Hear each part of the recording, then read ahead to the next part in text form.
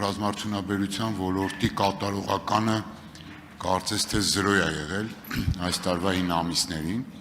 Գայթակղությունը շատ մեծ է, որ ես ասեմ, այո, 0-ն լավ թիվ է հանրային քննարկման տեսանկյունից, բայց դա 0 չի հաստատ։ Մեկ տարի առաջ խորհրդարանում այսպիսի զրույց էր ծավալվում ռազմարդյունաբերության ոլորտում կատարողականի վերաբերյալ։ Հայաստանում տարիներ շարունակ խոսվում է այս խնդրի մասին, երբ բյուջեով սահմանված գումարները ժամանակին տրամադրվում են հայրենական զենքի մշակման համար, սակայն տարեվերջին պարզվում է, որ այդ գումարները չեն ծախսվել։ Ներկայացվում են տարբեր պատճառաբանություններ, որոնք այնքան էլ էական չեն, եթե հաշվի ենք առնում, որ հարևանները, որոնց հետ մենք պատրաստվում ենք խաղաղություն կառուցել, շարունակում են սեփական տարածքներում նորանոր ռազմարդյունաբերական գործարաններ կառուցել։ Գործադիրը խոստացել էր, որ հետևողական է լինելու, որպեսզի ռազմարդյունաբերությանը հատկացված գումարները ծախսվեն ըստ պատշաճի, սակայն կառավարության վերջին որոշումը չի խոսում դրա օգտին։ Կառավարությունը իր 1641 որոշմամբ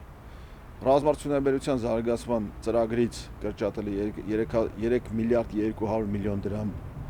եւ ՏՏ ոլորտին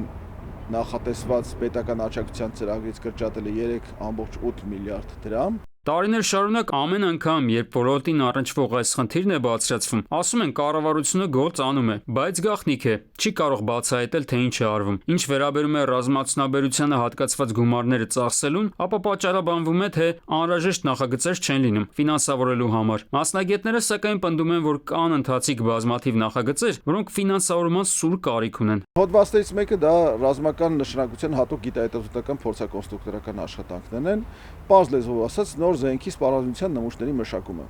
Մյուս հոդվածը դա փորձանմուշների արտադրությունն է,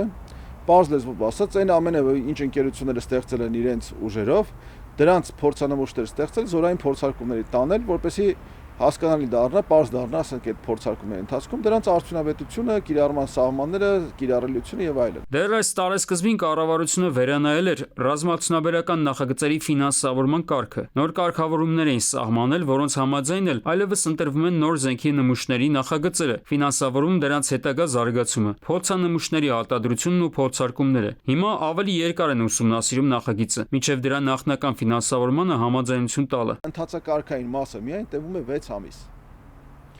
Այսինքն ակնհայտ էր արդեն այն ժամանակ, որ ինստիտուցիոնալ հիմքեր են ստեղծվում անգործությունը արդարացնելու համար։ Ուղղակի ակնհայտ էր։ Պարզ էր, որ իրենք նպատակ չունեն